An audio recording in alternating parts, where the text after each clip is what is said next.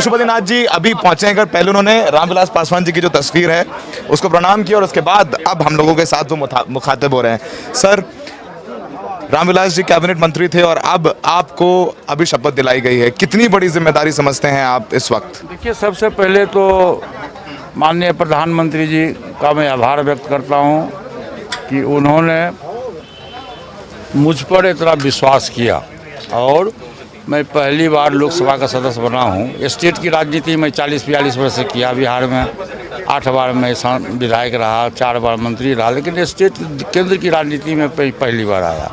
लेकिन प्रधानमंत्री जी को मुझ पर इतना विश्वास है कि उन्होंने मुझको बहुत बड़ी जिम्मेदारी दी है, कैबिनेट मिनिस्टर उन्होंने बनाया है।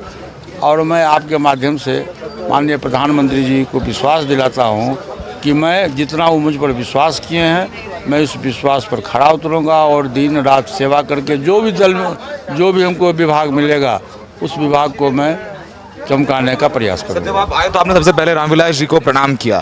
भाई, हमारे आदर्श थे, हमारे भगवान थे, हमारे बड़े भाई थे। राम, लक्ष्मण और भरत की जोड़ी आपको मालूम होगा, पूरे देश नहीं तो बिहार में तो प्रचलित था कि हम 3 भाई थे। तीनों भाई में जो दोस्ती थी, तीनों भाई का जो प्यार और मोहब्बत था, वो शायद महाभारत में राम और लक्ष्मण का नहीं था। वो मेरे आदर्श थे, वो मेरे भगवान थे। आज ही मैं सुबह रोज़ नहा करके स्नान करके बड़े भैया का मैं प्रणाम करता हूँ, उसके बाद ही मैं जल ग्रहण करता हूँ। सर, मैं आखिरी सवाल आपसे, अब आप कैबिनेट मंत्री हैं, आपके साथ दोहरी चुनौती है पार्टी को साथ रखने की और कैबिनेट में जो बड़ी जिम्मेदारी है, आपके साथ दोहरी जिम्मेदारी है और आप सब जानते हैं किस तरीके से राजनीतिक। सर देखिए, आप राजनीतिक व्यक्ति हैं और एक राजनीतिक सवाल पूछूंगा चिराग को लेकर के भी, आपको जो कहना है वो कोर्ट में कहना। ठीक है, आप बताइए, ये दोहरी जो, हाँ, मैं जो दोहरी आपके ऊपर पार्टी को एकजुट रखने की है, वो चुनौती है आपके सामने? सर, मेरी चुनौती है, लेकिन आपको जानकारी होनी चाहिए कि मैं संगठनकर्ता शुरू से रहा हूँ। पार्टी 28 नवंबर 2000 ईस्वी की पार्टी की जब स्थापना हुई तो उस समय से मैं पार्टी का संगठन करता रहा हूं और मैं पार्टी को संगठन किया, मैं पार्टी को एकजुट बना के रखा। आज जो अब चिराग पासवान की बात पूछना चाहते हैं, पार्टी रसातल में जा रही थी दुखी मन से। देखिए, हमारे सांसद जी हैं, हम लोग 5 सांसद, 6 में से 5 सांसद हम लोग दल, मैंने ये हुआ कि दल में डेमोक्रेसी नहीं है, राजतंत्र है, तानाशाही व्यवस्था है। उसको हम लोग परेशान होकर के 5 सांसद ने, हम लोगों ने एक राय बनाई और माननीय लोकसभा अध्यक्ष जी के यहाँ जाके हम लोगों ने अपनी बात कही कि पार्टी में डेमोक्रेसी नहीं है, नेतृत्व परिवर्तन का अधिकार है, पार्टी को बहुमत का राज होता है डेमोक्रेसी में। आप हुजूर इस बात को, इसकी जांच कराइए। उन्होंने अपने सचिवालय में जांच करवाया। जांच करने के बाद उनका नियमन हुआ और नोटिफिकेशन हुआ कि जो हम लोक जनशक्ति पार्टी के हम 6 सांसद हैं, 6 वो सांसद के संसदीय दल के नेता उन्होंने मुझको बनाया। मैं उनका आभार व्यक्त करता हूं। जहां तक संगठन की बात है और सरकार की बात है, तो मैं पहले भी संगठन चलाया हूं और संगठन में रह के मैं सरकार भी चलाया हूं।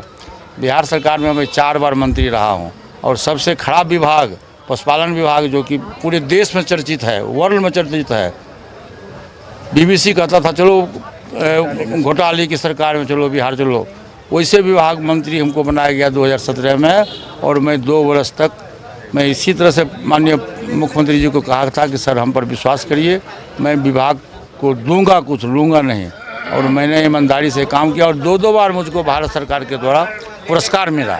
यहाँ भी मैं आपको विश्वास दिलाता हूँ, छोड़ूंगा, मार काटते हैं तो छोड़ूंगा, लेकिन चिराग कोर्ट में पहुँच गए तो वो कानूनी लड़ाई भी हो सकती है, लड़नी पड़े। आप देखिए, मैं खूब लड़ूंगा, कोर्ट में जाएँ या सुप्रीम कोर्ट में जाएँ, आप भगवान के कोर्ट में जाएँ, कोई अर्ज नहीं है, उससे हम घबराते नहीं हैं। पशुपतिनाथ जी इन्होंने कहा कि किसी भी कोर्ट जाएं, चिराग पासवान वो भगवान के कोर्ट में भी लड़ने को तैयार हैं, तो देश का कोर्ट क्या चीज़ है। तो फिलहाल पशुपतिनाथ जी ने हमसे बात की, उसके लिए बहुत बहुत शुक्रिया उनका। और अब उनको बड़ी राजनीतिक लड़ाई लड़नी है बिहार में, क्योंकि चिराग पासवान इस वक्त उनके आगे कैंपेन करें और कोर्ट पहुंच गए।